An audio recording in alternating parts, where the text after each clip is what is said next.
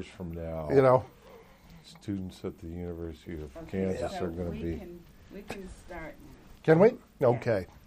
All right. We're talking with Rod DeArment in his office at Covington and Burling on March 1st, 2007. Rod, let's talk about your pre-Dole life for a bit. I mean, how did you come to work for and know Senator Dole? What did you do before?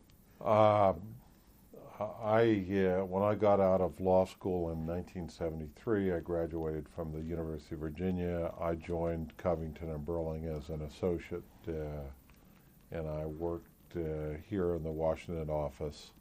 About a year before I joined Dole in the Senate Finance Committee, I was asked to join a little group of young lawyers that Dole had set up to sort of advise, so we went up there a couple of times, both Bob Lighthizer and myself. Bob Lighthizer, who was then at Covington and Burling, was a friend of mine, and so he and I were part of this group. When Senator Dole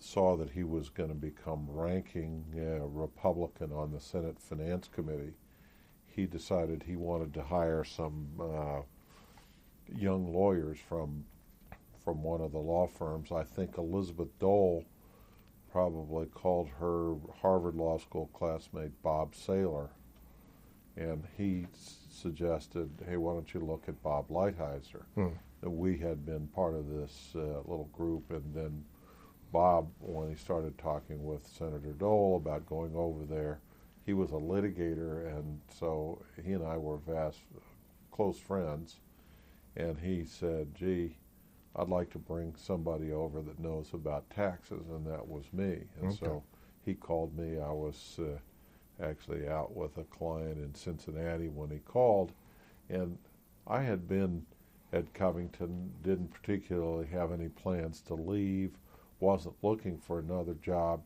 but always in the back of my mind, I'm right here in Washington, that at some point I thought I would like to go into government, and this was an opportunity. Somebody calls and said, hey, do you want to go to the Finance Committee? So ultimately I thought about it, and I said yes. Well, now let me backtrack a little bit. This informal advisory group of lawyers, you remember roughly when, because he would have been in his first term? Yeah. I mean, he had the 74. Had he been reelected? Yeah, this would have been in probably 78. Oh, so this was after the vice presidential race. Yeah, it was after the vice presidential race, and I don't know quite why he did it. And Sheila was on the staff then, because I remember meeting with Sheila. And what was she doing then? She was on his personal staff doing health care. Okay. She was a legislative assistant. All right. And so we had, it wasn't like it was a terribly formal group. And right. I mean, we met with him a couple of times, and that was it. And then this sort of lightning struck, and the staff was being put together. So now, did he become ranking member after the 78 midterm elections? That's right. So it was, I left Covington in January of 79 to join the Finance Committee staff. Well, the month I went to work for him, too. Yeah, and at that point, Richard Armitage was his chief of staff. And tell me about Rich. And it was kind of funny because Armitage had been there for a while, and both Bob and I were newbies on the Hill, didn't know what was going on, and Armitage was very kind to try to get us some tips about how to work with Dole and the Hill and that sort of thing. And so we talked with him quite extensively, and it was quite helpful. But on one occasion, we were both summoned over to Senator Dole's office, and Armitage's office was right before the sort of the threshold, right before you got into the senator's office, and the senator was on the phone, so we ducked in to talk to Armitage, and we were chatting with him. And then when Dole gets off the phone, he comes out and sees us talking with him, and then he calls Bob and I into the office and shuts the door and said, "Don't talk to him. He doesn't know anything." Now, And that sounds quintessential Dole. But, How and that was problematic for Bob and I because he might have been in the doghouse with Dole, but he was actually very helpful in integrating. So we had to sort of have him come over to our office or sort of sneak around when Dole wasn't there to talk with him. Yeah, did he? So he knew that you had in fact been advised not to talk to him? We might have told him. I don't know, sort of. What do you think Dole meant by that? My sense is that Dole had lost confidence in him. And, Dole, when he came to a conclusion that they'd lost confidence in somebody, he basically didn't want to have anything to do with him. Dole, for a guy that has had a reputation of being tough, he is a person that just abhors personal confrontation. Doesn't, by and large, doesn't yell at anybody.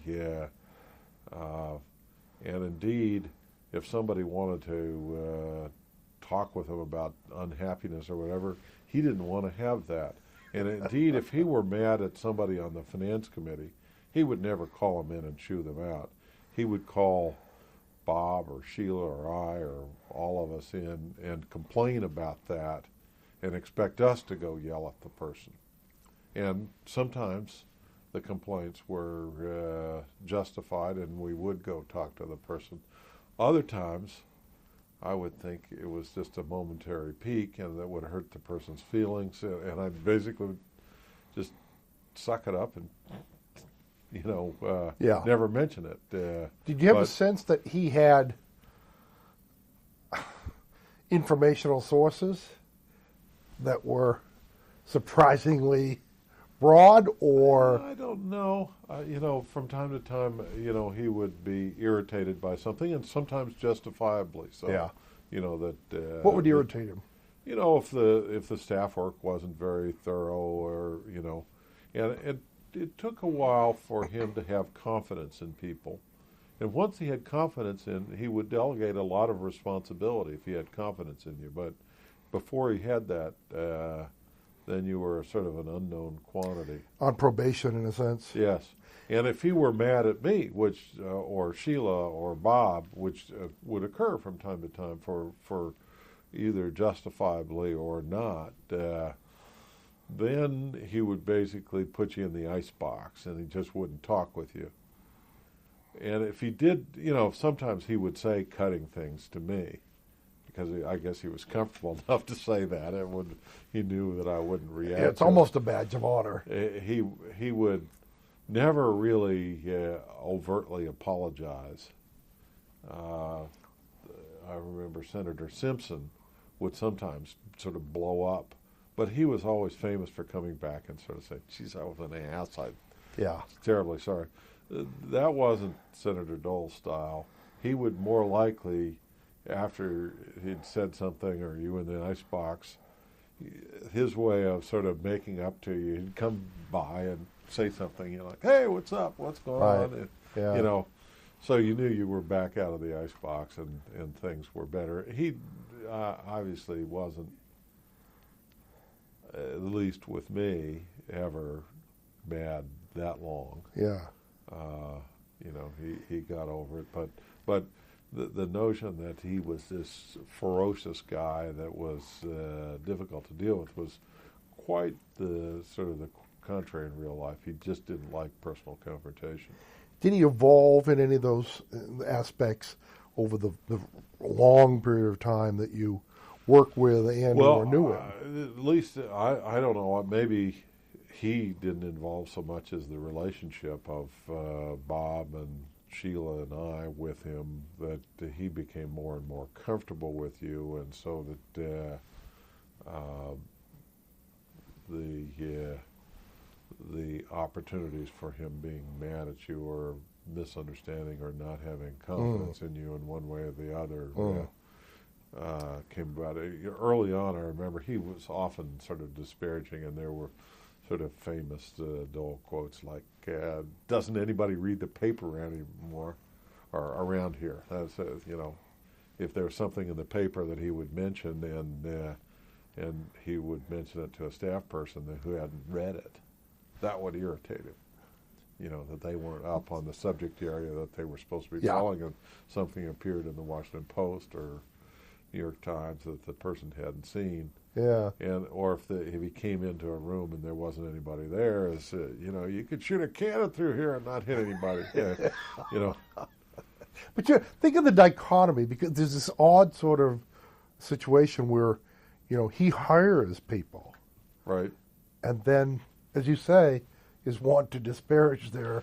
Well, one of the things that we determined and got the ability to do the hiring at the Senate Finance Committee without having him doing that, because Really? I'm not sure that hiring was one of his greatest talents. And so we, by and large, he gave us enough leeway that we could hire the people that we wanted, and I thought that we were able to put together really an extraordinary staff of people, largely from the private sector.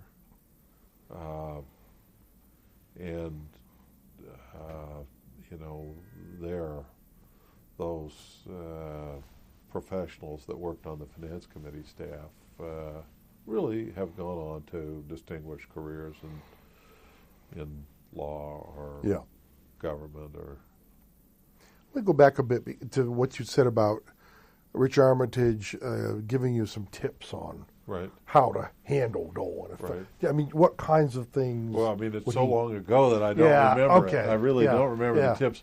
But I thought that they were very insightful at the time and was eager to know, because we didn't really know.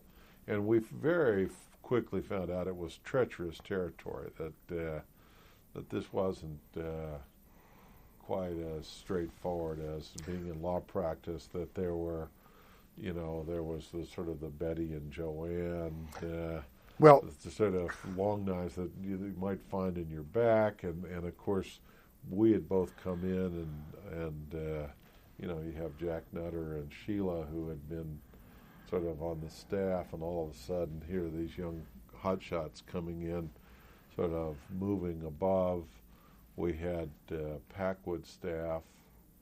Was a real eye-opener, because we were trying to increase the budget for the Republican staff. And so we put together a budget request that would allow us to hire a few more people. And we found out that Packwood had quietly tried to sabotage that. How so? And why? I mean, he went to that was decided by the Rules Committee. He went or had John Colvin go to the Rules Committee and say, "Hey, don't do that. Don't give him the increase." And why? And why I would think he possibly? that he didn't want to have. He had always wanted to have the Finance Committee balkanized so that the members would get the staff, and to the As opposed to extent that the chairman and the built ranking. up this and ranking members built up the staff, it gave more control, relatively speaking. Now, he changed his view on this when he became chairman, I'm sure.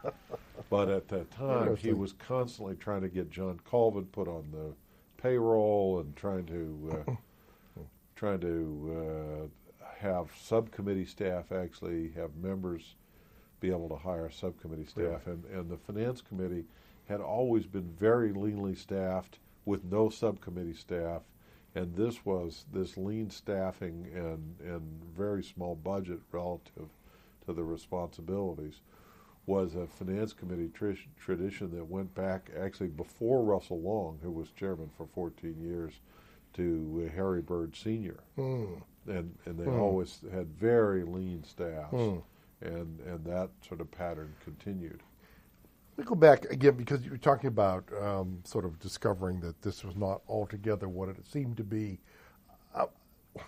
Did you harbor any reservations at all coming out of the '76 campaign and the deserved or not, in many cases, negative press that Dole had received, you know, and the whole notion of, you know, the Democrat wars and the overtly partisan Was I approach? reluctant to go? No, not at all. Okay. I mean, I don't remember any reluctance. He seemed like a energetic, bright guy.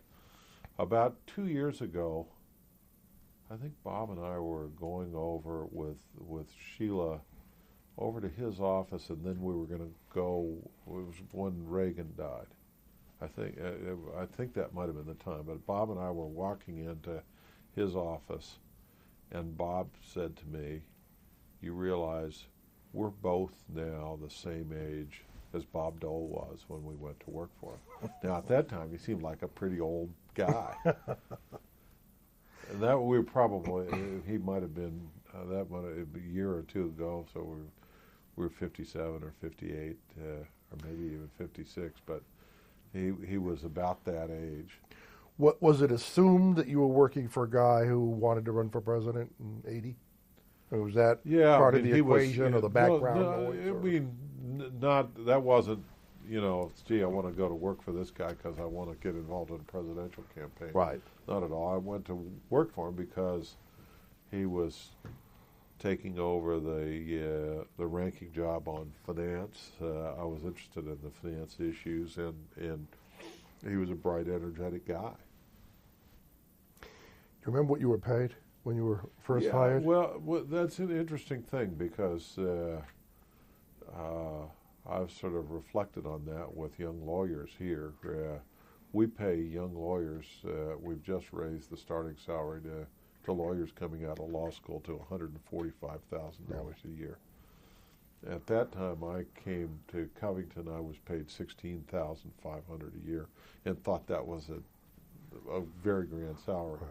By the time that I went up to the Hill, maybe I was paid $35, and moving over there was pretty much a lateral move. Yeah. Now, if you imagine that a young lawyer coming out of law school is at $145, it's very difficult. I mean, it's punishing financially for them to go to the Hill. They still do. Were there discrepancies at all between salaries? I mean, any difference between what Russell Long paid people and Bob Dole, or is it all pretty much pretty much it was the same? and since I was involved in the hiring of the finance committee, there were people that Russell Long had for a long time, and they were paid relatively more.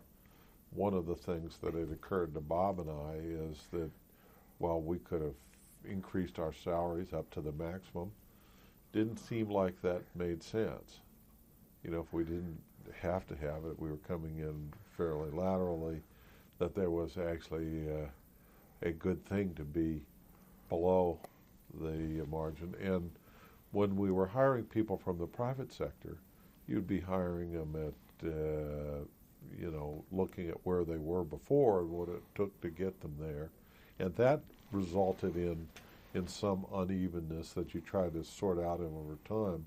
But I always viewed it as my philosophy that I wanted to hire people at the price that I needed to buy them, not give them a big boost just to equalize them with somebody else. Sure. I figure that if they worked out, I would equalize them over time. Yep. After people had demonstrated their... Talking about some qualities, before I forget, there is a theory that he is, particularly for a politician, an unusually shy person. Do you think there's anything to that? Oh, very much so. I mean, he was not a person... I always had a very formal relationship with him. It was a warm relationship with him, but he kept his distance from most everybody. And sort of not much of a touchy-feely, let your hair down kind of guy. And he is gregarious and extroverted in one sense, but very, in the core of it, sort of very introverted. And, do you think he's trying to protect something? Yeah, well, but I don't know that it's like a dark secret. No, but I think that he just likes to have that. Doesn't like to have everything laid out. Right. I've often wondered, because to so many people the whole relationship with Nixon is baffling, but in a lot of ways, they have a whole lot of similarities. Right. And the famous Nixon line that he was an introvert in an extrovert's profession. And I've often thought that some of that at least applies to Dole. And there are other very introverted guys. Jack Danforth always struck me as a guy that was sort of an odd guy to be in his. I mean, the idea that he would go out and shake hands with people at a ballpark.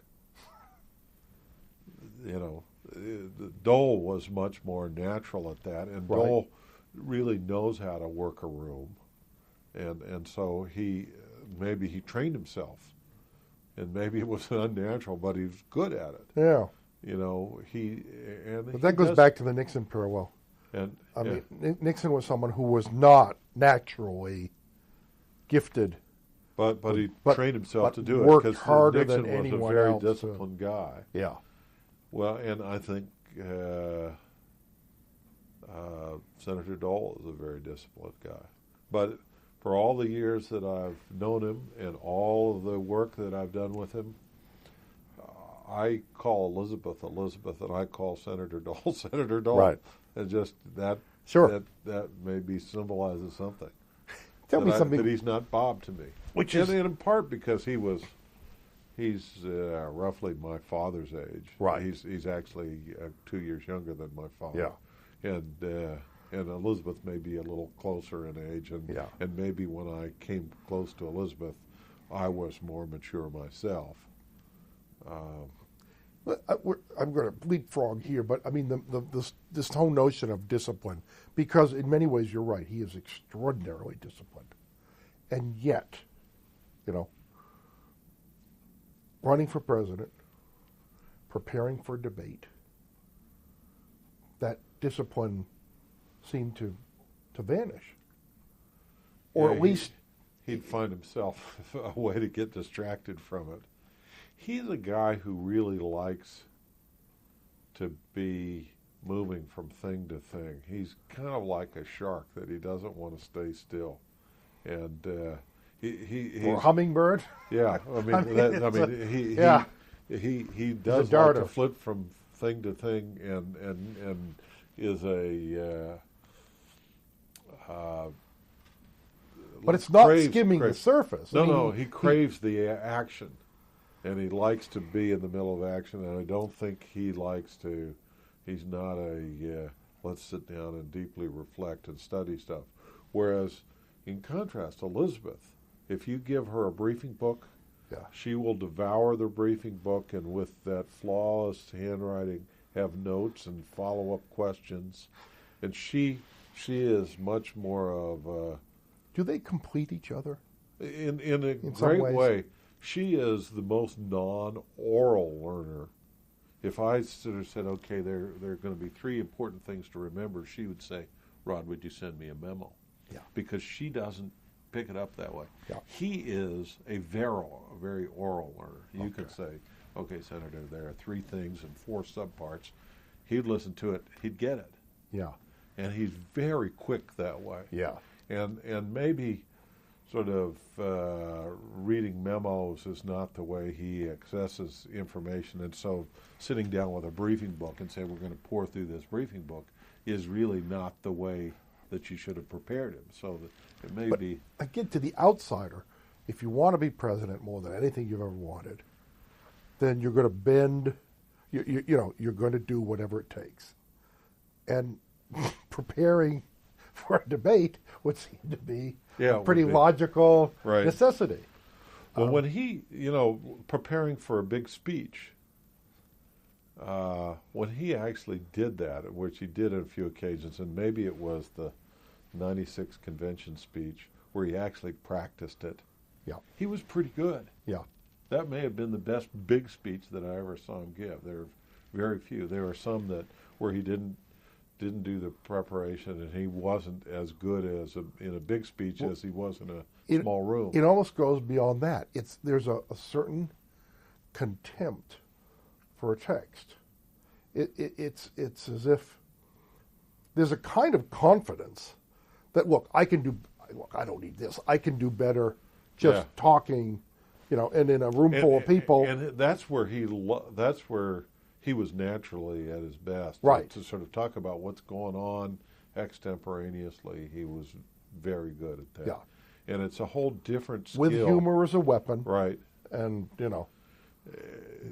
it's a different skill to deliver a formal speech to an audience of thousands and the television audience. And I think that required more work on his part, and I don't think he liked to do that. How much of it, too, it's all speculation.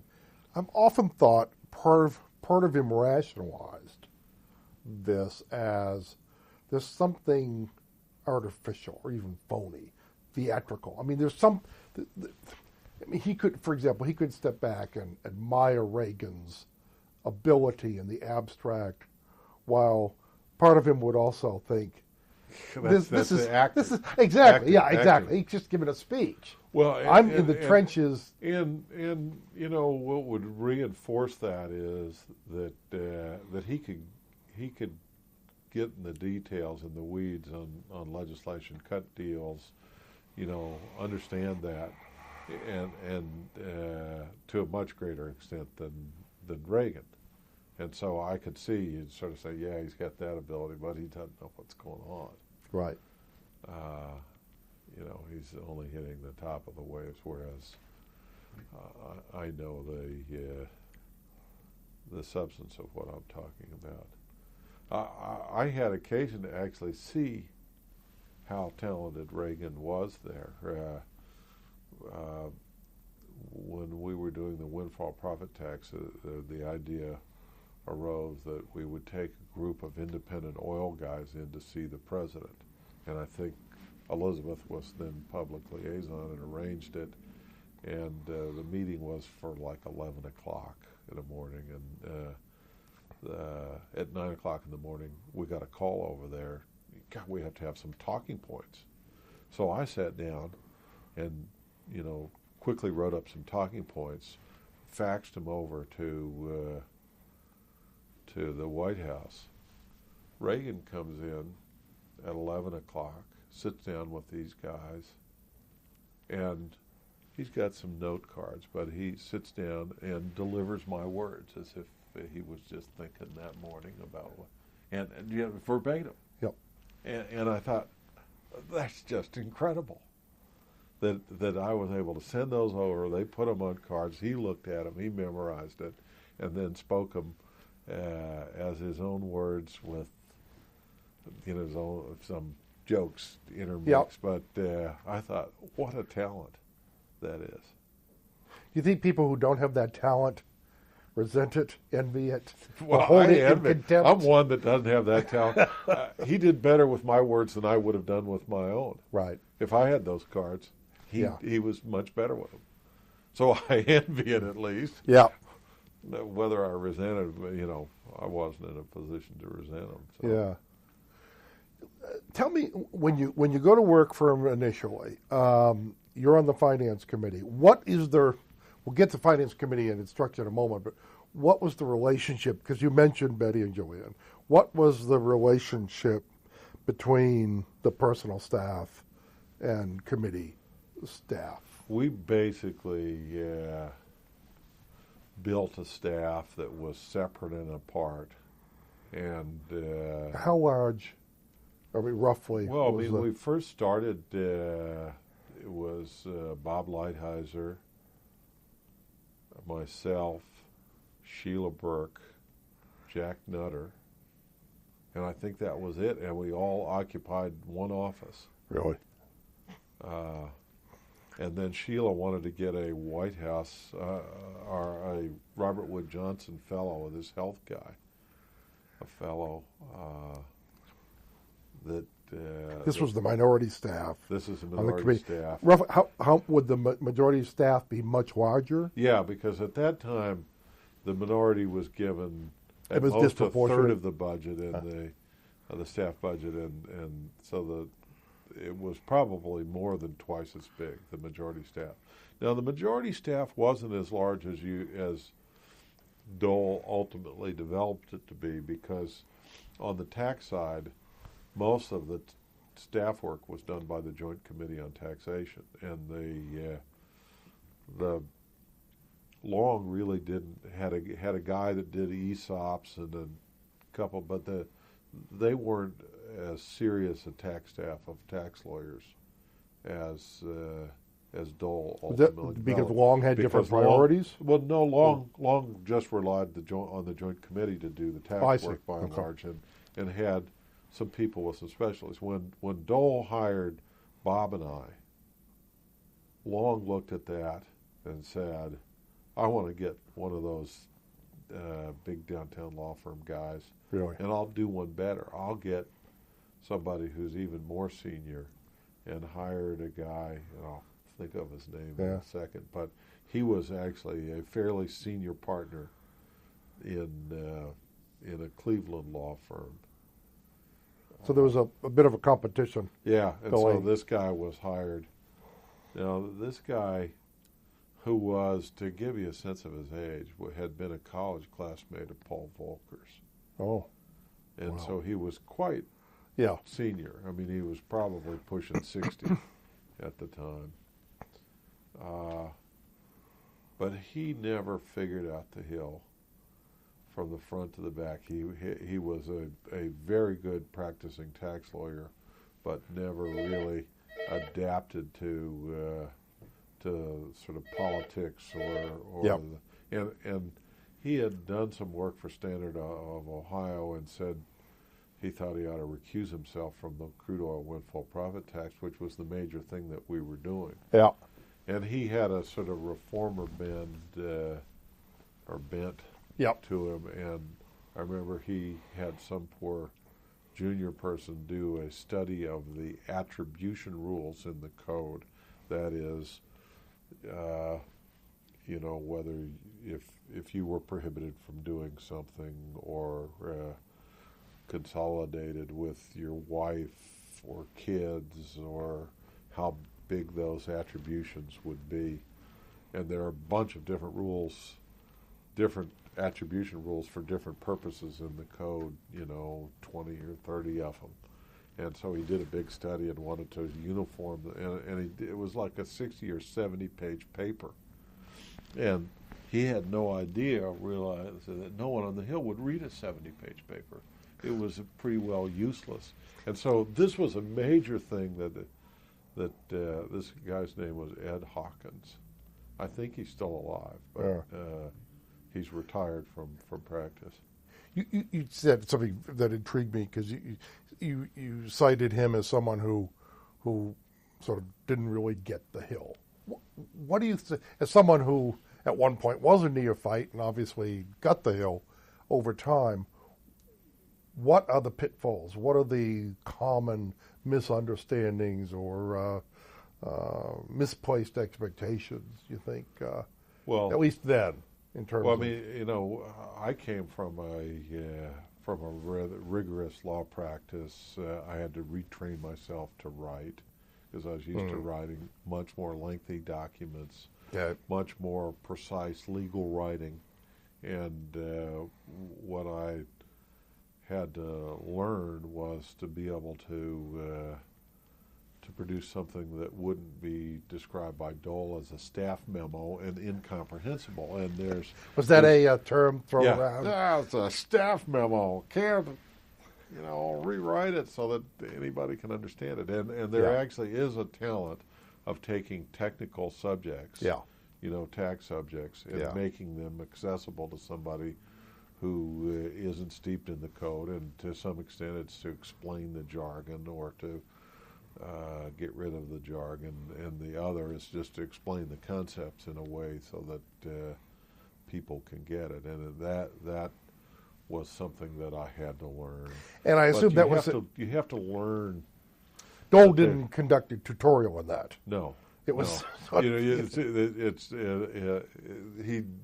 He did in the sense that when something got rejected, you figured out how to make it work, and so. It was a trial and error. Okay. Learning from your mistakes, and another thing that the Hill is the best place for self-starters, because often you don't get much instruction. You just have to figure out what needs to be done and do it. I mean, one of the things that it was a little perplexing for me when you sort of say, okay, here's a stack of letters from constituents, write a response, and you sort of think, I have no idea what Dole's position is on this. So, and so to try to figure out, you know, in time you would know his predilections. You'd have a feel for, even if it was a subject matter he'd never dealt with, how he would come out in it. But when you sort of started, you sort of think, God, how am I going to do this? You know, when he was in the House, I mean, he's famous for, I mean, constituent mail was a big deal. I mean, it was taken very seriously. It was all answered. I mean, for years he answered it himself. Right. Was that I mean, no. Carry over? I mean, he would like to have had that, but to the extent that he was relying on us, yeah, and he was on certain stuff, I can say we weren't, as always, as diligent about that, because you get stuck, sure, you're writing bills or whatever, and, you know, constituent mail was the lowest priority. And I invented a technique that I shared with others on the staff of, if you have a piece of mail that's 3 or 4 months old, embarrassingly late to answer it. And so I would wait till something happened on the subject matter that they had written about. And then I would write a letter that said, in view of your interest in this, I thought you would be delighted to hear that we've reported out a bill that does this and that. Right. And so the constituent would sort of think, God, Bob Dole was thinking about what I said all of this time. And right. Now, and that was a, in view of your past interest letter, was a way to more delicately deal with an overdue letter, rather than sort of just writing a subject matter. Somebody's saying, "Yeah, I wrote to him 4 months ago. It took him that long." You know, that raises this right, because obviously you were on committee staff, but still, did you get a sense of constituent service and how he defined it and how? Yeah, I mean, and people with tax issues would call in, and one of the things that I did, you know, there were virtually no Kansans on the finance committee staff.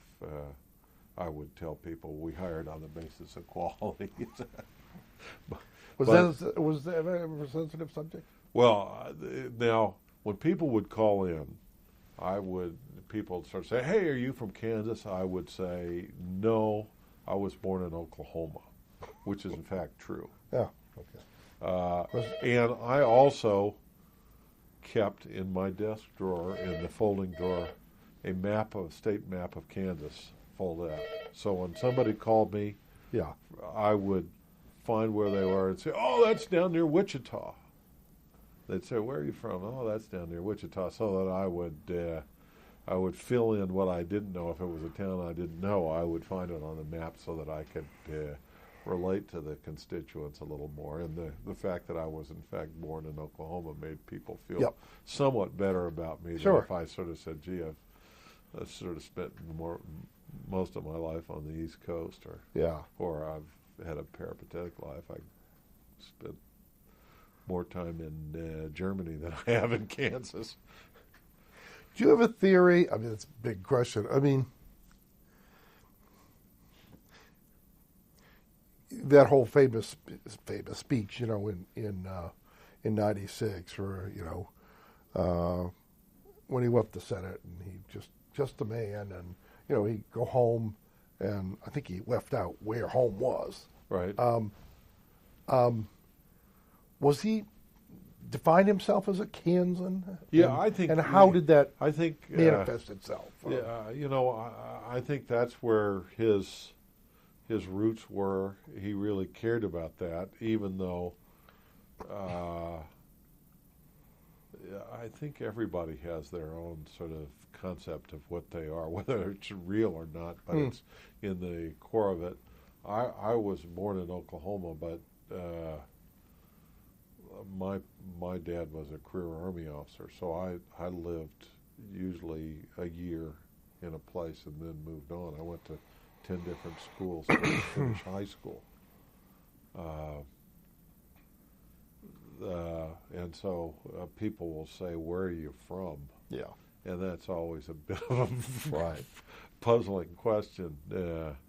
Because there was no question. He would have no question of where he was from. Did you, for example, did you ever travel with him in Kansas? I mean, Oh see yeah, him in, yeah, I did. see him in his native. And I'll tell you, I milieu. viewed it as an important responsibility of mine, and that's why I got the map. And I understood that he had to get reelected, and that constituents were important. And even though I was not on the personal staff, I tried to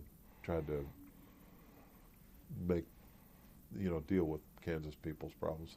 There were, when I was in the leader's office, I can recall on at least one painful occasion that he was just not happy with what the personal staff was doing, and he told me, I can remember 2 occasions where he said, "Rod, I want you to fix it." And that was it a constituent matter? It was, I'll tell you, one of them was whether we're going to close a base. So it was a base alignment issue, and it was supposed to be something being handled by the personal office, and he wasn't satisfied that it was getting done. And so then here I am, the chief of staff to the leader's office, and I forget whether it was Pettit or somebody else was over there, and that always was I didn't go out of my way to mess in their business, and I wouldn't let them mess in my business. So this was an awkward situation when that happened. The other occasion was we were doing a bill that involved Corps of Engineers water projects, and Dole said, "I want to have a water project," and Chris Bolton was then the chief of staff, and she was supposed to be working on a water project, and it wasn't happening, and he said, "Rod, I want you to make this happen. I want a water project." And so did he say why he wanted a water project? Because I think everybody else was getting them, and he sort of think he wasn't doing his constituents right if he wasn't getting it done, and so I had to interject myself in that, and that, of course, is something that I hated to do, to be perfectly honest, to have interaction with that particular chief of staff. I understand. Did he get the water project? I'll tell you, what I remember best about it is going over. She had been working on it a long time, and there was some central Kansas thing, and I said, "So Chris, what is this project? Is it a channelization, dams?" Right. She said, "I don't know that. That's a boy thing," and that just outraged Seriously. me. That outraged me because I thought, look, kind of a reverse sexism. Yeah, too. oh, yeah, I mean, that I was just outraged by that. I bet she never said that to Dole. No, but I'll tell you, shortly after that, I told Sheila, I said, "You're my interface with Chris. I don't want to ever talk with her again." Yeah. And Sheila hasn't forgiven me for that. Well, that later. Let me ask you one thing before I forget, because but the that notion, was sort of after I was off the finance committee staff. You think of Republican in Kansas, you think of his subsequent reputation, but of course, he had that near-death experience in '74. Right. Do you think that lingered in the back of his mind? That he never took anything for granted, that that could come back again? Oh yeah, and that's presumably why he cared about constituent service. He didn't want to get so big that he forgot the people back home, because then he would lose that base. And so he visited back there, and I did go with him on trips from time to time and hearings and that sort of thing. Let me ask you, because I think when you tell me if I'm wrong, would Jim Pearson have been the other senator from Kansas when you started? He might have been right when I started. Wasn't he replaced by Nancy? Yeah, Bob? Did you have a sense, because there's been some gossip over the years that they were sort of culturally and otherwise not terribly close. Yeah, I never had any dealings with with that, and really never confronted that because Yeah, okay. Pearson probably didn't have much to do with the finance committee, and Who was then Kasselbaum came in, and he had really worked hard for her. Yeah. I remember him telling me a story once that he was out on a Sunday evening doing an event for her, and a question came up about her position or whatever, and so he asked somebody, said, would you track her down, and I want to ask her about this. And he gets her, and he says, what are you doing? She says, I'm at home. I'm watching the movie The Sting that was on television. And he's out there, some little town campaigning for her. She's at home with her feet up watching the television. I do wonder, I get speculation, the sense that she led kind of a charmed life. Yeah. That she was good. She was and is good. Yeah. But that the stars all aligned. Stars all aligned, and she didn't work quite as hard as he did. Yeah. But a few people did. Yeah. Do you think that was one of the things that he judged people by, his work ethic? Oh, I mean, definitely. I mean, and he had his own sort of prejudices. He wanted people to work hard, and so if you were somebody that didn't like to work around the clock, you're probably not going to fit in there in the long run. He didn't like people with beards. He didn't like heavy people. Yeah. Because he thought it meant a lack of self-discipline? I think that's what it is, but I remember once I went away on vacation and started growing a beard, and he saw me for the first time, and he says, "What's that?" And I said, "I'm trying to grow a beard." And he said, "Don't try so hard." Isn't that interesting? Yeah. Did he ever, and he was, dress-wise. Yeah. He is a stickler. Immaculate. But, it's funny.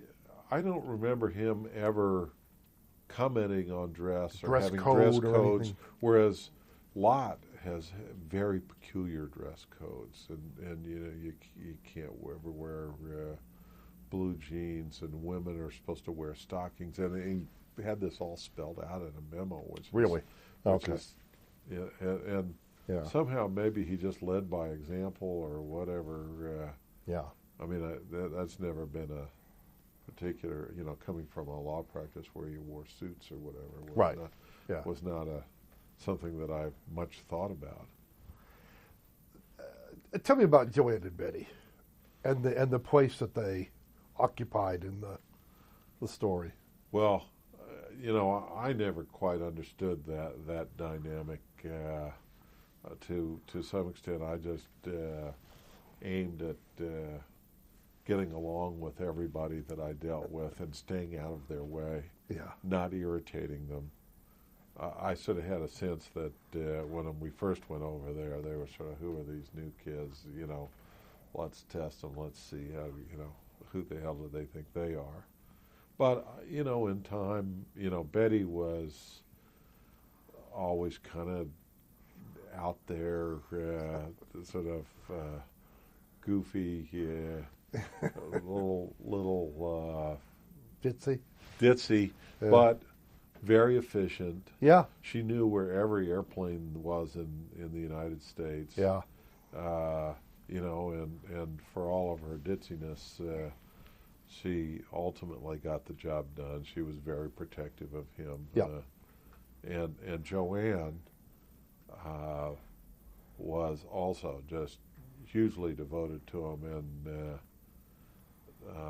I think did all of the really dirty work. And when personal confrontation, if you wanted to have somebody cut off at the knees, Joanne, she was his did son of a bitch. Yeah, and could do it and did it well. Did it?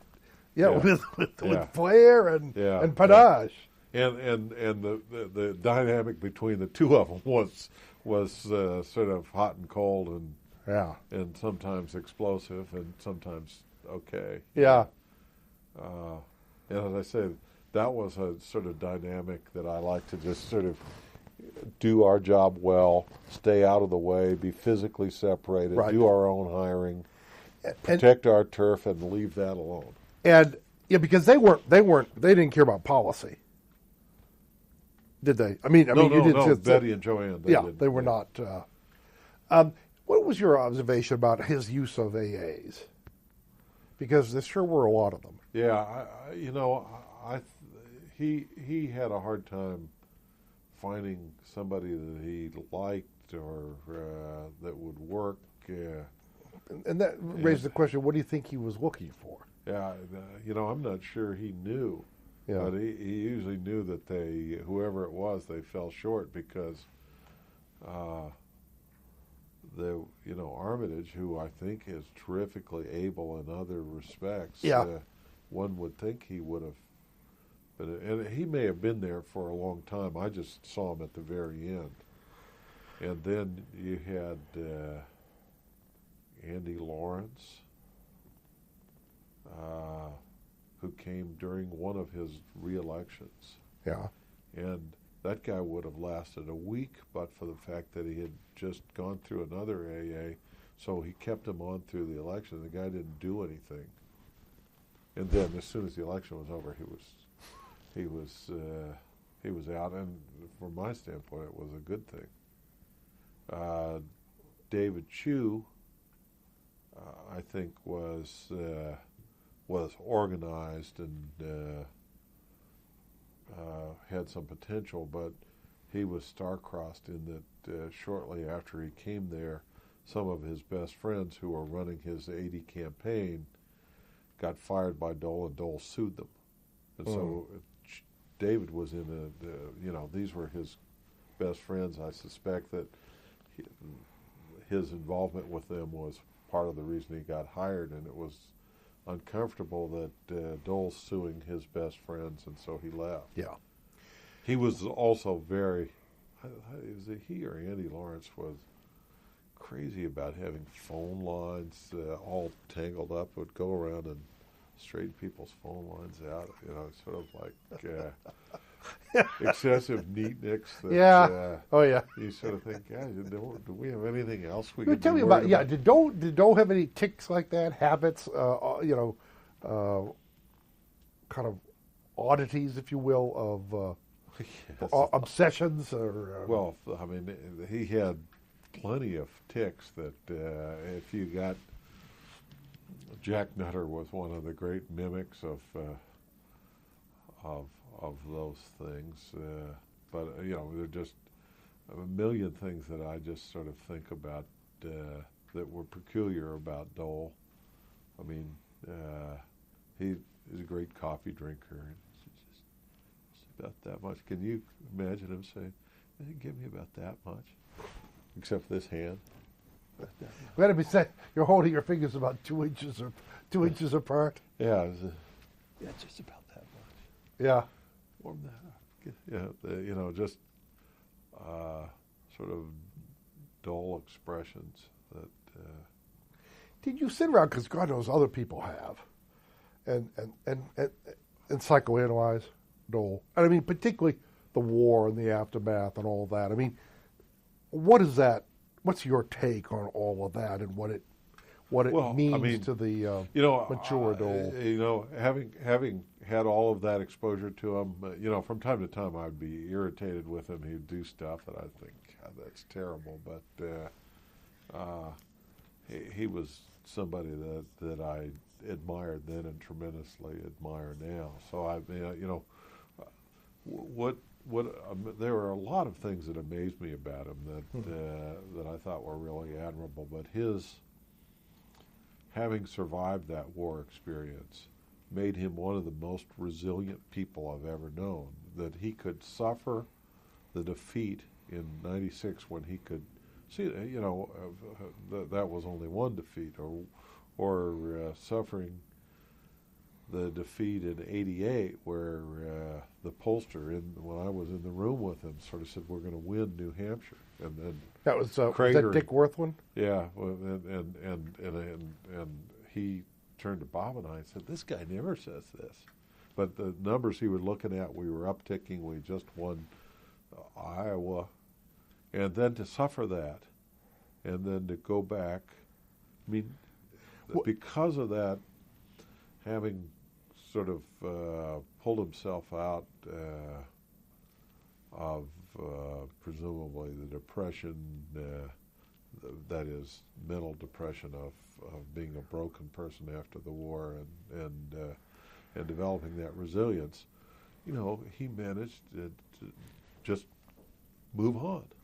How much, though, there's also this theory, counter theory in a sense, that the experience also bred in him a kind of uber independence that later contributed to his impossibility to be managed, rather. I mean, that he had in many ways willed himself to survive, and not only to survive but to succeed in ways that no one could have imagined, and he did it. Right. And as a result, it left him in some ways almost impaired in terms of giving absolute trust, unconditional trust, and trusting his future, to someone else, even an expert, even a. Well, I mean, I think he had a lot of confidence in his own judgment, and I think justifiably so. Yeah. And if it were relying on my advice versus his own advice, I think he's probably wise to have taken his own counsel. Well, there were a few occasions where we disagreed with his judgment, and one that I remember was in Tefra in 1982. We had interest in dividend withholding was part of that package, and the bankers came and said, we need an extra 6 months to get the systems, and Mark McConaughey at the Joint Committee was sort of saying, you got to give him the 6 months. Bob and I said, don't delay this, because it'll never go into effect. And we got to the point of almost being insubordinate because we were so irritated with his unwillingness to listen to that. And then when the bankers launched this huge campaign against it, it was double bitter for us because we thought this is entirely avoidable. We gave him the time to do this. And it was a very dark period of time for him because he wanted to defend it, and we fought it off, and bill after bill, and eventually he had to give it up. But he was very cranky during that period of time, and I think cranky also because just by seeing us there, and particularly at that point me, because Bob then had left when all of the shit hit the fan on that, was kind of a reminder that we told him exactly this was going to happen. Yeah. So Yeah. I would have never said I told you so, but You didn't have to. I didn't have to. Yeah. Let me go back because I just want to close this story. I'm out of sequence, but that's fine. In the '88 New Hampshire primary, because the legend is that it was lost over the last weekend, right, with Sununu and the tax ad and all of that. By primary day, what did you think was going to happen? I thought we were going to lose. You could sense. Yeah, and Worthland told us the numbers had turned south. I was hoping we might still hold on, but I knew it was unraveling for us. And over the weekend? Yeah, and the debate wasn't good. He had refused to sign the tax pledge at the debate. I'd gone out there. So it was headed south on us. We went out to the polling places to hand out stuff, and we were really way out organized by at every polling place there was a local New Hampshire guy and that knew all the people. Hey, hi Judy, and me. And was that Sununu? That was Sununu. He Really? put his whole network in place. The irony, the local guy then was replaced by a senior person that headed up the New England campaign for Bush, who ended up being the deputy chief of personnel. That's the irony is I go into the Bush administration. There's the deputy chief. Okay. The last time I saw him, I was handing out Dole material at the polling place in Concord. Was there an internal debate over signing that tax pledge? I don't. That had been discussed, and I think he had decided he wasn't going to do it. I think it was sort of sprung on him in that, so it wasn't like we were anticipating that. So how did you? I mean, what was his mood? I mean, was it a roller coaster yeah. from Iowa to the following Tuesday? I mean, Yeah. was it? Yeah, I mean, because when I first got up there, we were just coming off of that, and he was really high, but he was a workhorse. So I mean, if things weren't going well, he still would go do his appearances. But he obviously turned south on him, and they stopped lying about your record. And of course, I wasn't around him at that point. Did you see it? I mean, when it happened? I saw it, but I was in a bar. I had gone from the victory celebration, which I couldn't stand being there, and decided I was going to go off. I went off with somebody else. We were in a bar and watched that. It was just a perfect coda on what was a disastrous evening. Did you ever hear him talk about it? I mean, was there a discussion? No, I don't know. Then I went It's sort of home. the equivalent of Democrat wars. Yeah, I went home and was kind of bummed out.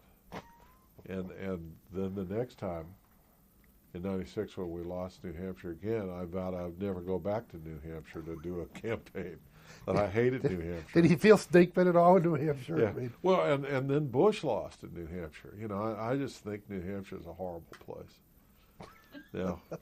I mean, and I'll tell you, the first time I was up there, which was is there a perverse it desire to snows up humble there and the cold, front runner? and the people are surly anyway, and the Is first that because they expect to be individually courted? well, they're just New Englanders, number one, and so they're surly, No, I nasty resent that people about- anyway. And number two, they've been called 100 times on the phone. So Okay. if you're assigned to the phones, you're calling them and you're number 101, and they're nasty people anyway, and they've been called 100 times, so they're extra nasty.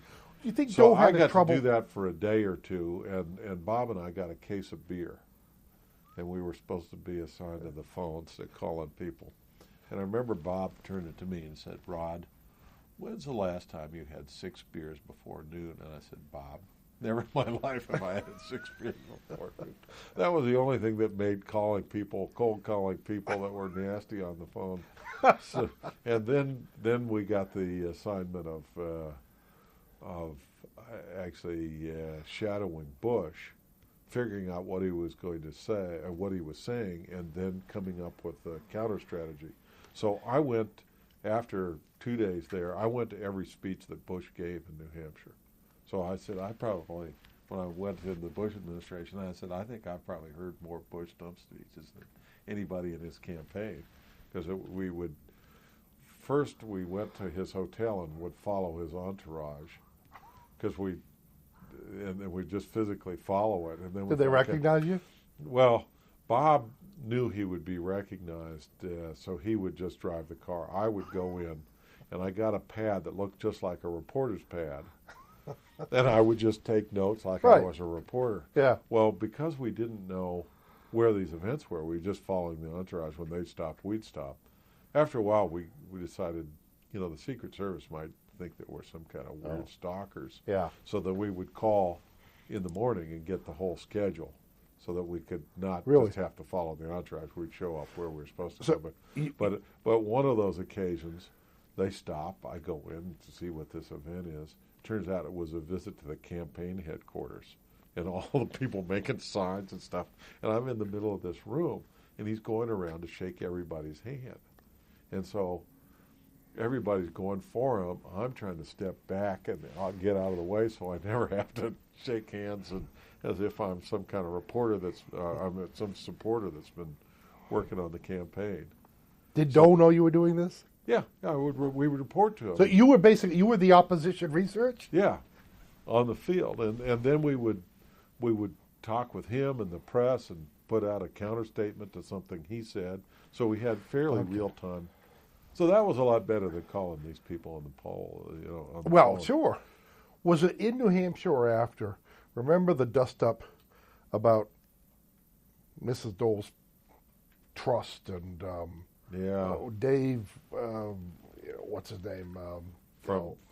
Back in Kansas. Back in Kansas. Yeah, I mean that whole thing, and I remember there was that kind of ugly scene in the Senate where Dole went up to Bush. I mean, does any of that ring a bell? Or? Yeah, but I think that we were involved with sort of preparing some counter responses on that. Yeah. But those things sort of part of the problem. There are things that happened in '88 and things that happened in '96 that roll together in my mind. Well, sure. Would you say that? But that I was better dressed for the cold weather in '96, okay. having been there once. Figuratively as well as literally. Well, I mean, I ruined my favorite pair of shoes in '88 because it snowed, and I had these loafers, and they were never the same, and they were my favorite shoes. I'd had them for 10 years and had to throw them out. When I went in '96, I took real warm hunting boots, so when it snowed, I was ready. I looked like I was from New Hampshire. Was there a cultural disconnect? You think there's something about New Hampshire, I mean, all kidding aside, that Dole found difficult or vice versa? I mean, there must have been a difference between Iowa and New Hampshire. Yeah, I mean, Iowa is more his people. New Hampshire was excessively conservative, the real hardcore. What the Republicans there tended to be very conservative, right. And he, when you measure it on a scale, he was not as conservative as, and Bush found the same thing. I mean, it wasn't like it was just a thing that Dole was snake bit twice. Bush found the same thing. So his attitude about George Bush 41. I mean, has it undergone an evolution? Oh, I think it clearly did. I mean, he was bitter about that, but then he came back and had to be majority leader and support Bush. And he supported Bush with great I mean, even-handedness. I mean, he went out of his way. I mean, he couldn't have been better for Bush. Right. Now, I agree with you. Now, of course, Bush, buried the hatchet by putting Elizabeth in the cabinet. Yeah. So it's not that Bush didn't reach out and Dole, got over it. I mean, he's not a guy, also, being a tough guy, he's also a person that lets go of stuff. He doesn't hold grudges. He does not hold grudges. So that the old Saturday Night Live skits, the Dan Aykroyd skits, which I thought were funny precisely because they hit awfully close to home. Right. The notion of a cultural resentment, economic and otherwise. I mean, was that palpable? He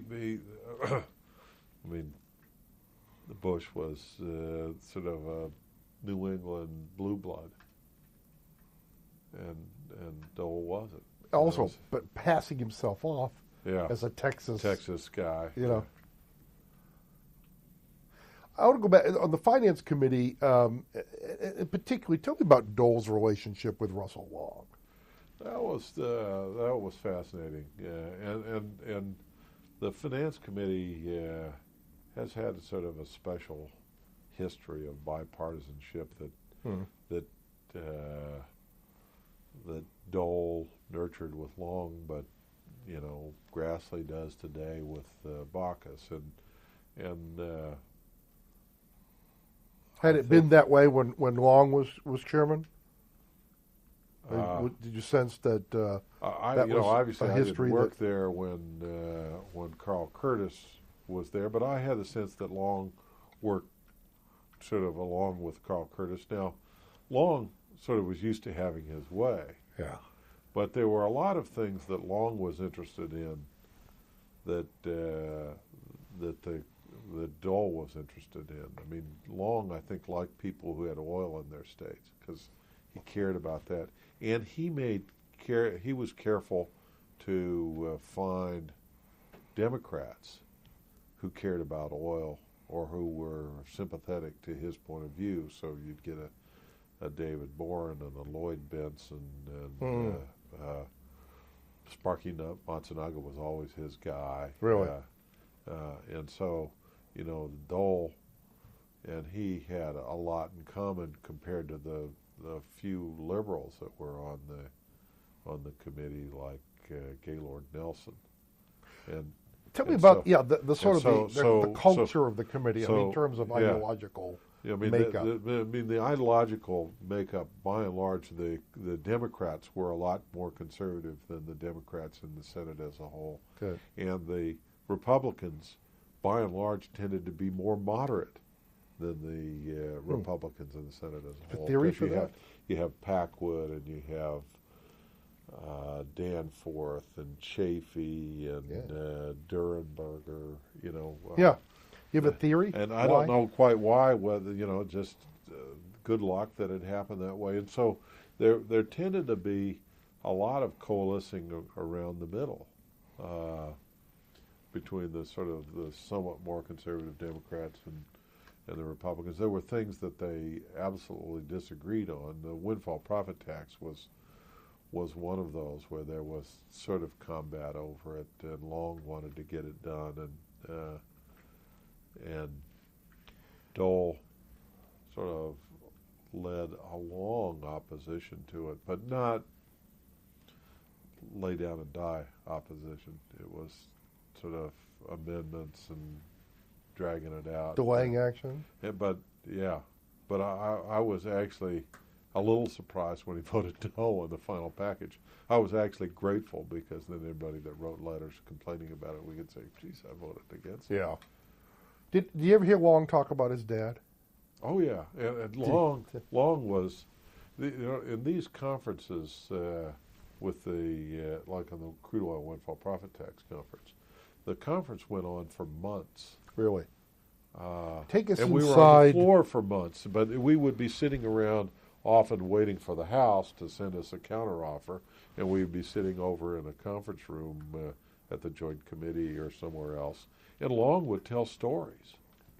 He would tell stories more about his uncle, because I think he was fairly young when his dad was killed. Yeah, I think so. He was I like don't 14. think he knew his dad. Yeah. As an adult in the height of his career. Yeah. But he would tell great stories about Uncle Earl and about his days as a young lawyer practicing. For instance, he told a story about Uncle Earl in a campaign, and I think Russell Long was his campaign manager for his uncle. And he promised that if he was elected, he was going to give a $100 payment to every man and woman in the state of Louisiana. And they had a budget crisis, and Russell said, how would we pay for that? He said, look, Russell, he said, don't worry about it.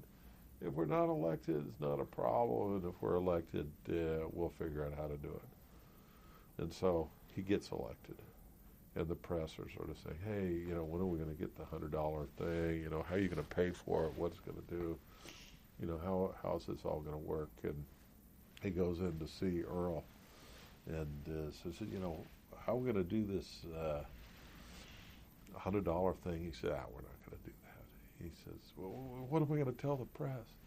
He says, "Tell him I lied."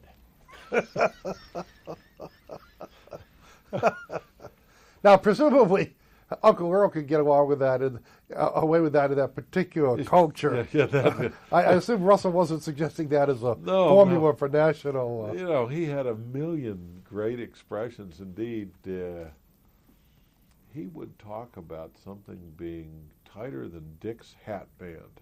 And I thought, what is that? I'd never heard that expression. I didn't know kind of whether it was slightly off color or what it was. And so I went, and now I own actually a fairly big library of colloquial expressions. And when I'm looking at a new book to add to that collection, I always look for Dick's Hat Band to see if they have that in there. And the sort of the origin of it was a King Richard of England who apparently had a very small head, and so tighter than a Dick's Hat Band was a very small. But he had many sort of expressions. He would always say he was against any consortium he wasn't part of, and that would be. Did Dole enjoy him? Oh yes, I think they liked each other, and Long was a likable guy. Yeah, I mean he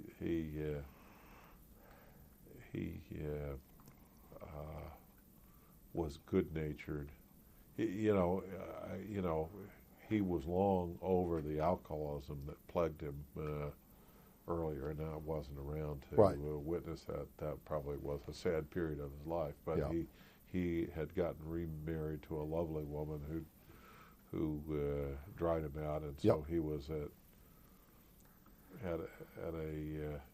Was the Senate a forgiving body about personal weaknesses like that? I think it was. I mean, there was still a lot of drinking, probably more than there is now. Back in those days, you have a late night session, and they actually had late night sessions then. The work ethic that prevailed at that time is not the work ethic of today. They have more members that belong to the House of Representatives than the Senate now than any point in the Senate's history.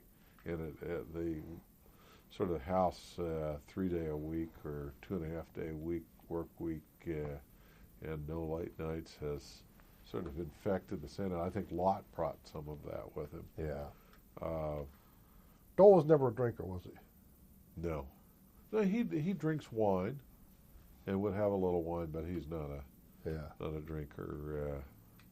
And I was telling you over in Sheila's office, he was a guy who never swore. And of course, it's not like I hadn't heard swearing with. I grew up on military bases, so this was comfortable territory to me. But we're traveling alone. He doesn't swear. Just one-on-one.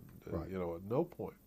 It just was not who he was. He had sort of a very proper sense. A Boy Scout. Yeah, a Boy Scout, and a sort of formality in some sense. And he didn't like dirty jokes. He didn't tell dirty jokes. And I remember once he was doing an Alfalfa Club or one of those things, and some speechwriter had sent over a bunch of jokes, and he said, "I can't use this. Is all blue stuff." Yeah. He just didn't. He didn't like it. That wasn't him. Yep. And it wasn't like an act. Right. And yet, obviously, Richard Nixon, I would have never imagined would swear, but when you read the transcript, that was one of the most shocking things to me. Right. What he was like in private. You're saying if there were Dole tapes, they'd be exactly the same. That would be the same in private as in public. Yeah. What did he learn from Russell Long? I mean, did he? I mean, he learned a lot of the sort of the shrewd maneuvering that Russell Long figured out. There's a 3-day rule when you file a bill for people to read the conference report. If you don't file a conference report, there's no 3-day rule. That's something he learned from Russell Long. So when we wanted to go right to the floor, we prepared a conference report, and we would issue it as a committee print, but it would not be a conference report. We'd go right to the floor. And Long was a sort of a parliamentary master. He would round up votes. He had a sort of shrewdness about him. And Horse trader. Yeah, and Dole was a guy who could trade with the best of them. Tell me about it. I mean, And illustrate how that might work. Well, and he also was constantly working people one-on-one. I remember at the end of the session, we had a bunch of bills that the Finance Committee had reported out, and they were hung up at the end of the session, and we wanted to get them done. And Dole would just go over there at the end of the session and stay on the floor when he was chairman, and he would work on one bill and call the people that had the holds and see if he could work out whatever, and he'd either get it done or decide that was undoable. Then he'd move on to the next one, and get it done. And what kinds of things were required to get it done? Well, I mean, he would listen to what people's concerns were, and then see if you could craft some language that would take care of their concerns and still allow the bill to move forward. He was constantly trying to sort of think, well, maybe if we did this or that. And he would sort of try something. If it would work, he'd think about it, and he was very clever in that sense of finding solutions to things. But it's funny because that goes to the heart of something. This notion that, I mean, it used to drive me crazy, particularly in the '96 campaign, when he kept talking about leadership, which, I mean, you sort of know and I sort of know what he means by it, but he would never go the next step and communicate it to a general audience in a way that people could get their arms around. Because my sense, at least, what he meant by leadership was getting things done, and getting things done meant this kind of unglamorous. And also just reflecting that tremendous will that he had,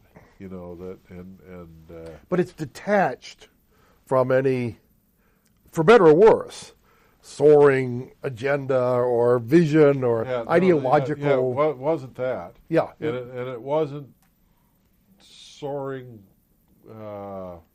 rhetorical ability either. Yeah, because the floor speeches were humdrum.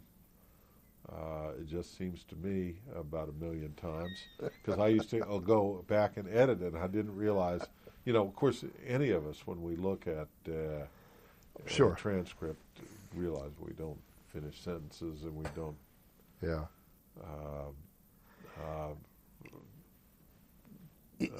Is this one reason why, this notion that people don't elect legislators to the presidency, and that even more in our own time, to the extent that the presidency has become largely an office about communications, right, and about framing issues and persuading people, and in many ways a theatrical office. Those are not Dole's strengths. No, they aren't. But his strengths are. Is getting things done, working them out, figuring out ways to bridge people's differences, figuring out ways to accomplish something that he wants to accomplish. I mean, the big reconciliation bill, which is called DEFRA in 1994, was one more reconciliation bill, and with a reconciliation bill, it can't be filibustered, and you have an automatic germaneness rule.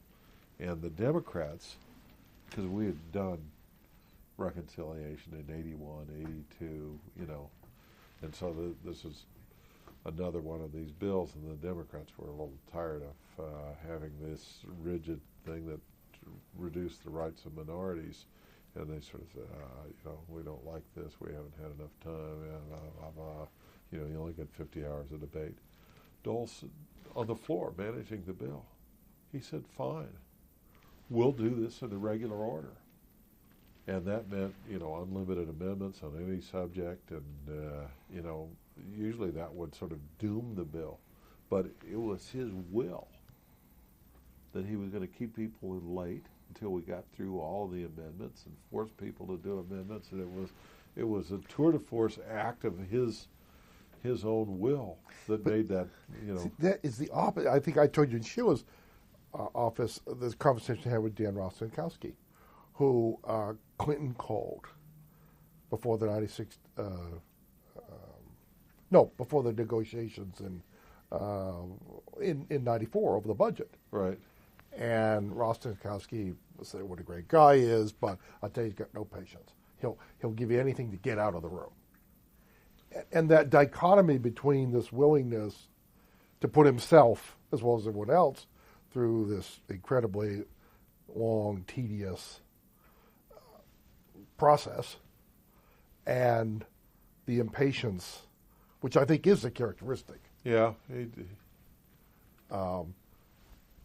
Yeah. How do you explain? I think that there. He wanted something badly enough to. Yeah, and he can have both at the same time. I guess that of course. He's a complicated person. Were you in the meetings where presumably Clinton, Dole, and Gingrich? I was not on. You were not around then. Okay. I left and. Okay. That must have been torture. Yeah. For him. I mean, what was he like in that kind of setting? Behind closed doors with his colleagues. I'll tell you an interesting tour de force and talk about patience and building something brick by brick. In 1985, he decided that we needed to do a big budget overhaul. And we put together a budget bill on the floor that would eliminated 18 programs and this very ambitious thing. And after it was all over, and we worked it out largely with Republicans. Where was the White House in all of this? They were a little standoffish, and ultimately sunk it for us, and so he was a little bitter about that. But this was putting together a whole package of spending cuts and some tax increases, and we had 43 meetings of the Republican members of the Senate. Really?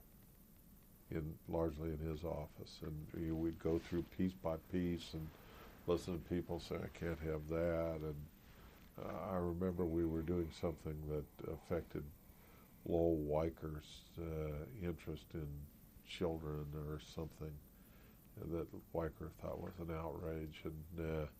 And Stockman was a big player in this. We really worked with Stockman, and then we put together a package, and then we started building support among the Republican senators and sort of work through their problems until we had a package that they could all vote for, and then we passed it. But now, when did Stockman leave? I thought he left in the first term after the... No, he was there for this in 85, okay. and he may have left the next year. Okay. Because he also was the one in 83 that worked out the Social Security rescue package. But in one particular meeting, I remember Stockman was there, and he's talking, and Lowell Weicker, who is kind of a bully and not a very admirable person in my judgment, but pompous. Yeah, Stockman is talking about this, and Weicker attacks him verbally and says, you're full of shit. You have your head up your ass. And the Republican members are just kind of embarrassed with, they're all sort of looking at their shoes. And Stockman, to his credit, sort of said, well, as difficult as it is to talk in that condition, that is with your head up your ass, let me continue. And that was. How did Dole get along with Weicker? I think he tolerated him. Yeah. He sort of got along with everybody. I don't think he was somebody he had great affection for. Right. But, I mean, how could you? Yeah. Weicker was not a very good guy.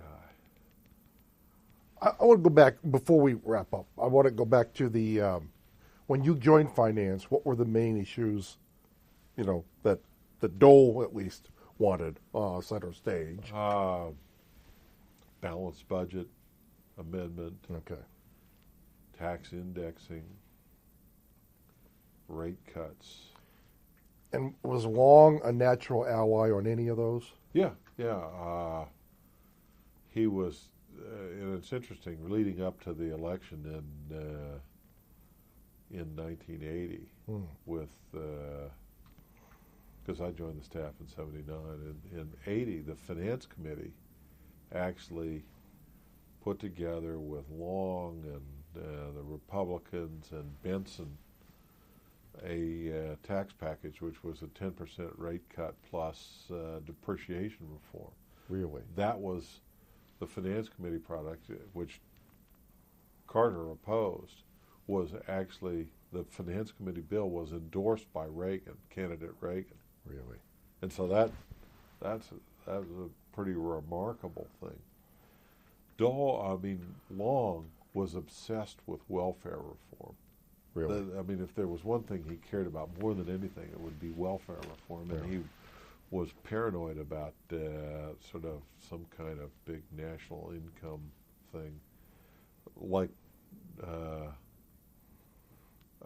Nixon had proposed. That's right. Hated that. Yeah. And of course, Moynihan was the architect of that. Right. And so Long's mission in life was to prevent Moynihan from getting that kind of goofiness. And so he was always looking to Republicans to be allies on that. Okay. And if there was one thing he cared about that, so that was one thing that he cared mightily about. Was there a sense, obviously to some degree you were an outsider, but was there a sense at that point that, let's say, Carter's congressional relations were less than ideal? It was. But Long was carrying out Carter's wish on the windfall profit tax was the biggest piece of legislation we did during that period of time, and that really consumed all of our time for more than a year. We were on the floor for literally more than months. It seemed. Really, and in a nutshell, that was what? We filibustered it. I drafted literally thousands of amendments. I would do hundreds of amendments every day. Really? In fact, Bob and I would have a competition and say, okay, we're going to do, we want to introduce, another 250 amendments. And then we'd go through the bill and find something with a number in it, and then we would do variations of that number. You'd do those, 10 of those. And why? And then why? you'd find something else. Because he was trying to slow down the bill. It was part of our filibuster strategy. I wonder. What was it about the bill that was so offensive? It was, it was a very complicated tax trying to capture so-called windfall profits, but it was really an excise tax on oil. And Okay.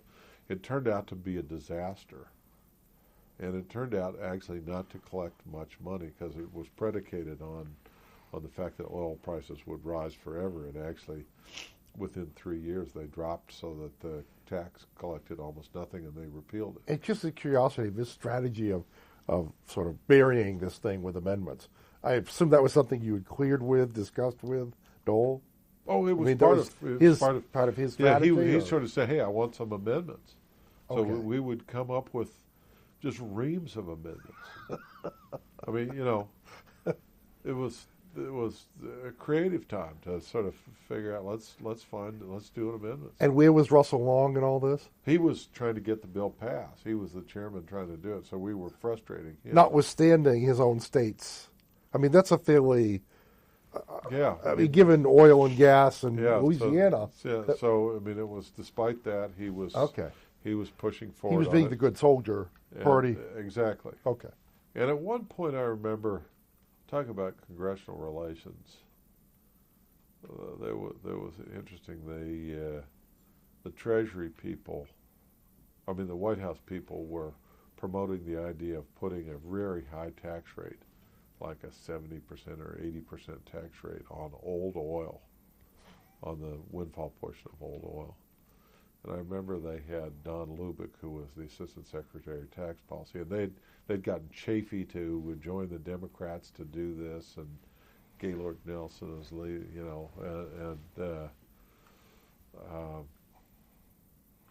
Chafee was going to offer this with some Democrats, and they asked Lubick, "What do you think of this?" And he said, "Frankly, I think with anything with a high tax rate above 50% is fundamentally unfair." And of course, the White House had encouraged these people to do this, and then the Treasury guy basically undercuts it. That was kind of a disaster. Did you have a sense of Dole's relationship to the Carter White House? Yeah, I mean, I think it was a polite adversarial. Yeah. I mean, and fairly determined adversarial relationship. Because clearly he was. Well, I mean, I assume. Clearly he was running for president. Yeah. So and he was, attacking. We basically didn't agree on very much with Carter.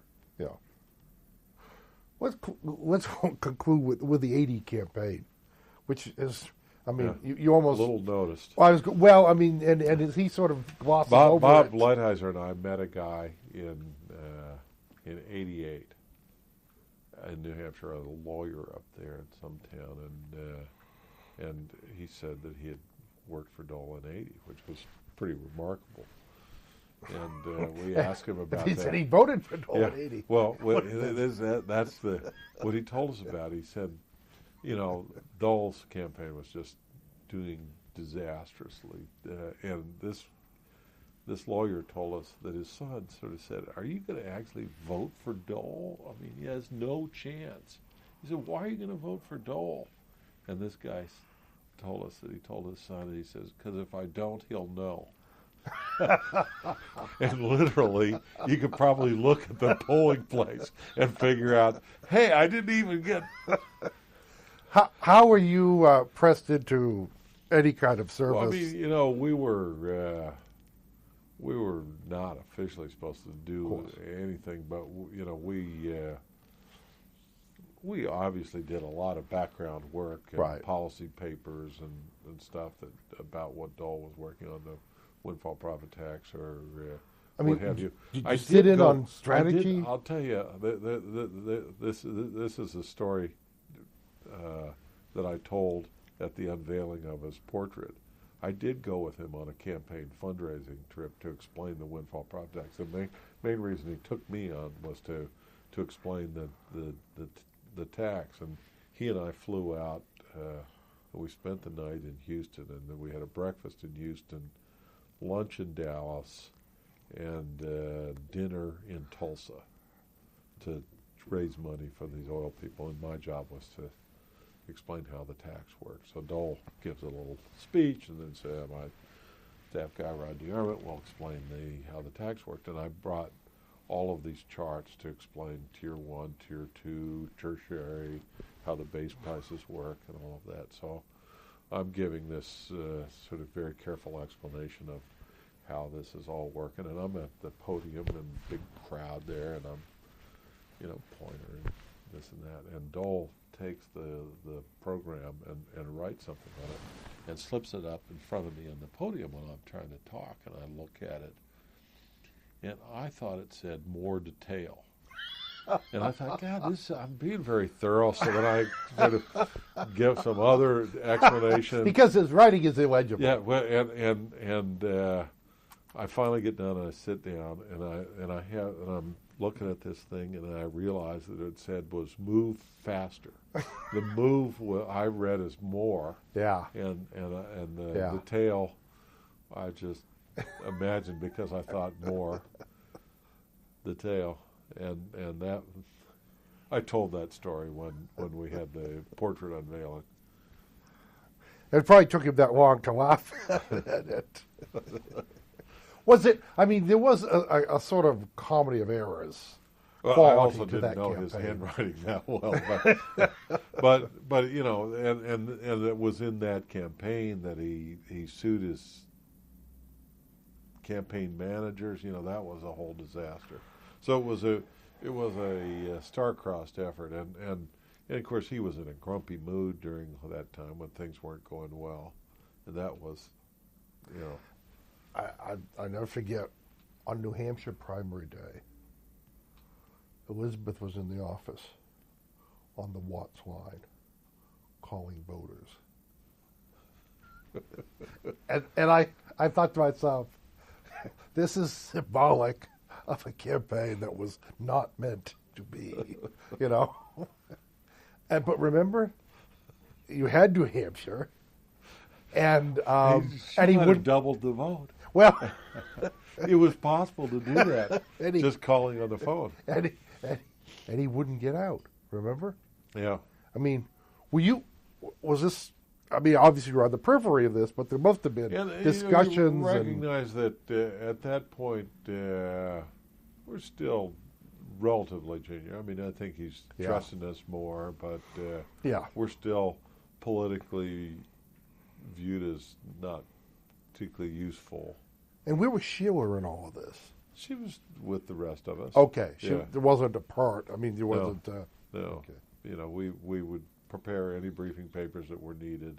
I didn't go up to New Hampshire at that time. I did take this fundraising trip with him. But by 88, you know, I did. Do you remember election night 80?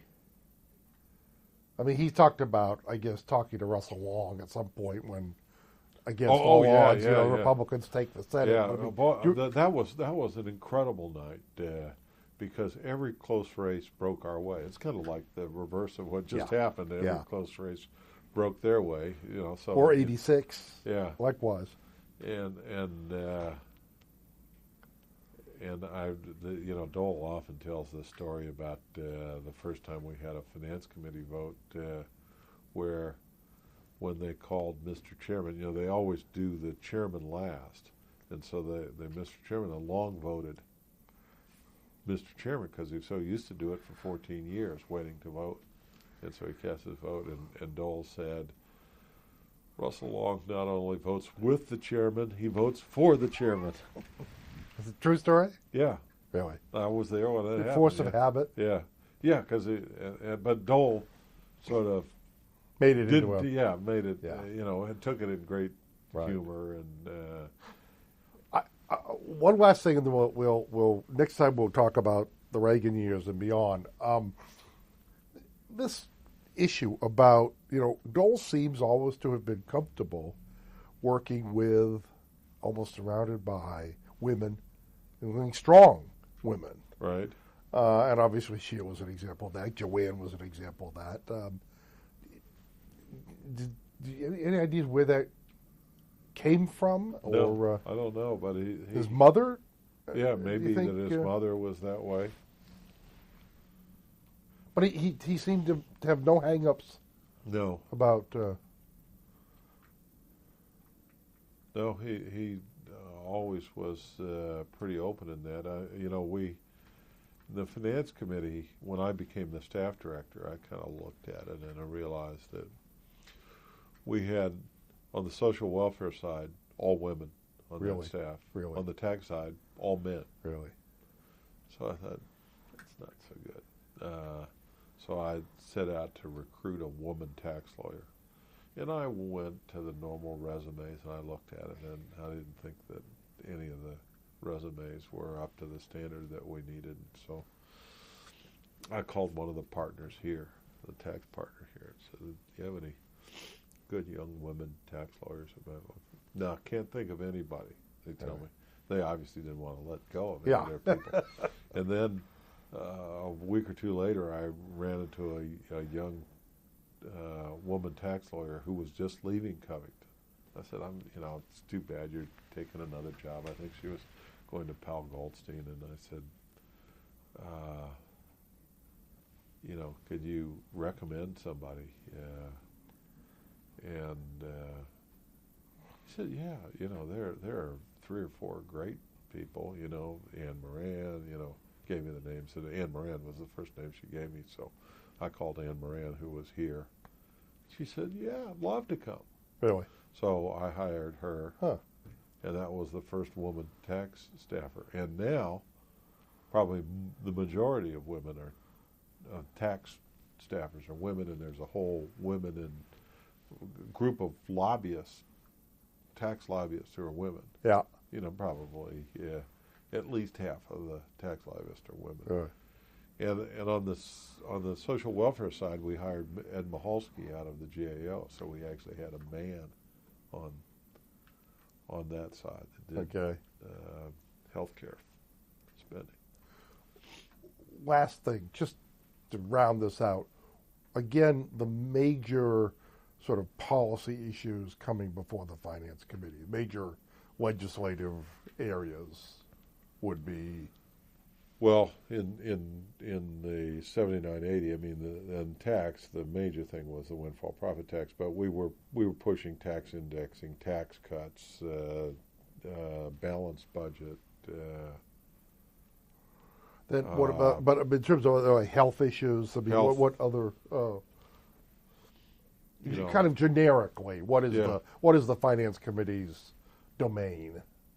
Oh, what does it cover? The Finance Committee is responsible for half of the federal spending and raised all the revenue. So at that time we had revenue sharing, Medicare, Medicaid, Social Security, unemployment compensation trust funds, and then all of the taxation and all of the trust funds as trust funds, like the Highway Trust Fund so it's a huge portfolio. Super fund. Yeah, so it's it's an immense. Were there amount of and the debt limit and were there, because I'm wondering who asks to be on the Finance Committee. There obviously were workhorses. Were there also show horses? Sure. On the Finance Committee? There are people that like the press. Okay. I think of John Hines, a bit of a show horse. Yeah. Not that he wasn't a hard-working guy. Okay. But they you have to make a choice because there are some committees that are exclusive. They're called the Super 8 committees or whatever. So right. If you're going to be on appropriations, you can't be on finance. Okay. And it was appropriations, finance, government, foreign affairs, or whatever the hell they call that. But for example, Dole and armed services, and so people generally chose to be there. They were people that had an interest in health care or taxes. They tended to be, a lot of them, there were a lot of really rich people on that committee. Long, Benson, Danforth, who was the wealthiest guy in the Senate, Chafee, who was not a slouch,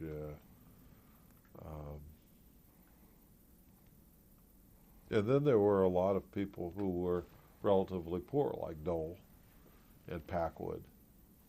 And I don't think Moynihan was particularly well off. Do you think it's fair to say that Dole is at least a little bit of a populist? Oh, yeah, very much so. Yeah. I think that's he knew where he came from, and he never lost that.